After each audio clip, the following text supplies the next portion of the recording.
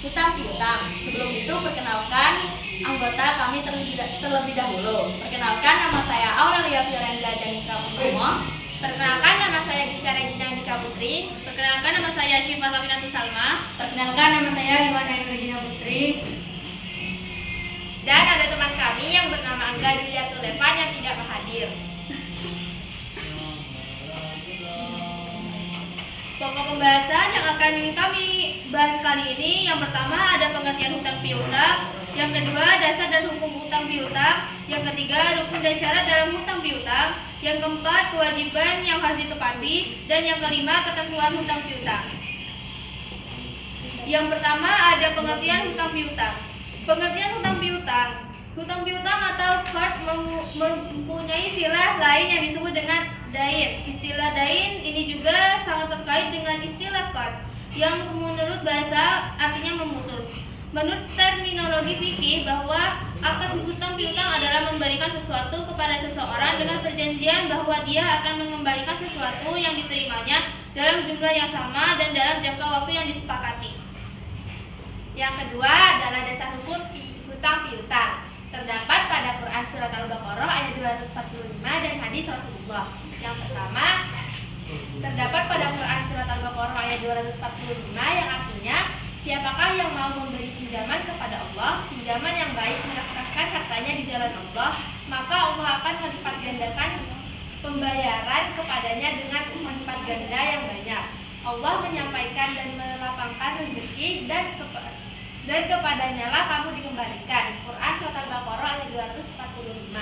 Ayat ini menganjurkan kepada orang yang berpiutang yaitu mukrid untuk memberikan bantuan kepada orang lain dengan cara memberi hutang dan pahalanya akan dilipat gandakan oleh Allah Subhanahu wa taala. Yang kedua terdapat pada hadis Rasulullah yang artinya tidak ada seorang muslim yang memberi hutang kepada seorang muslim dua kali kecuali seolah-olah dia telah bersedekah kepadanya satu kali. Hadis riwayat Ibnu Majah. Hadis ini menjelaskan bahwa orang yang berpiutang yaitu mukrid akan diberi pahala yang berlipat ganda, di mana dalam dua kali menghutangi seperti pahala sedekah satu kali. Pokok pembahasan yang ketiga yaitu tentang rukun dan syarat hutang piutang. Yang pertama adalah dua orang yang berangkat atau pemberi hutang dan orang yang berhutang. Nah, syarat bagi pemberi hutang antara lain ahli tabarru atau orang yang berbuat kebaikan, yakni merdeka, balil, berakal sehat, dan rasyid. Rasyid yaitu pandai serta dapat membedakan yang baik dan yang buruk. Yang kedua, syarat bagi orang yang berhutang. Orang yang berhutang itu termasuk kategori orang yang mempunyai ahliyah al-muamalah, yaitu kelayakan melakukan transaksi, yakni merdeka, balil, dan berakal sehat. Yang kedua, ada harta yang dihutangkan. Harta yang dihutangkan berupa harta yang ada pada dananya, seperti uang, ataupun barang-barang yang ditakar dan ditimbang. Kemudian, harta yang dihutangkan itu diketahui kadarnya. Yang ketiga adalah siglat ijab kabul. Siglat ijab kabul adalah ucapan antara dua pihak yang memberi hutang dan orang yang berhutang. Ucapan ijab itu misalnya, saya menghutangimu atau memberimu hutang, dan ucapan kabul misalnya, saya menerima dan saya ridho, ataupun sebagainya.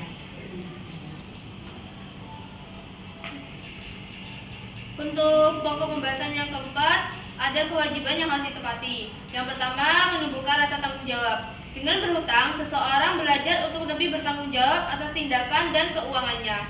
Hal ini membantu individu untuk lebih berhati-hati dalam mengelola finansial dan juga menghindari sikap konsumtif yang berlebihan. Islam juga mengajarkan agar orang yang berhutang tidak berlarut-larut dalam hutang dan berusaha untuk menyelesaikan secepat mungkin. Yang kedua, menghindari riba, yaitu bunga. Islam sangat melarang praktik riba dalam hutang piutang. Riba dianggap sebagai bentuk eksploitasi yang merugikan pihak yang lebih lemah. Sebagai gantinya, Islam menganjurkan transaksi yang adil dan mengutamakan kejujuran tanpa adanya unsur penindasan. Dengan demikian, sistem hutang piutang yang bebas riba memberikan kesempatan bagi kedua belah pihak untuk memperoleh manfaat yang setara. Yang ketiga adalah penyelesaian sengketa secara bijak. Apabila terjadi perselisihan dalam hutang piutang, setelah mendorong penyelesaian yang damai dan adil.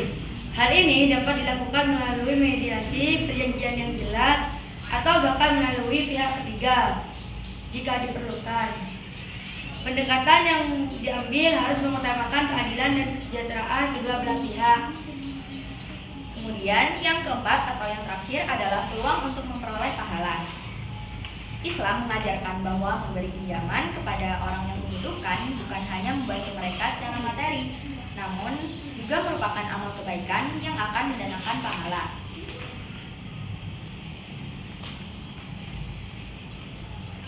Yang terakhir yaitu ketentuan hutang piutang. Yang pertama, hutang piutang sangat dianjurkan untuk ditulis dan dipersaksikan walaupun tidak wajib. Yang kedua, pemberi hutang tidak boleh mengambil keuntungan atau manfaat dari orang yang berhutang. Yang ketiga, melunasi hutang dengan cara yang baik. Yang keempat, berhutang dengan niat baik dan akan melunasinya. Yang kelima, tidak berhutang kecuali dalam keadaan darurat atau mendesak.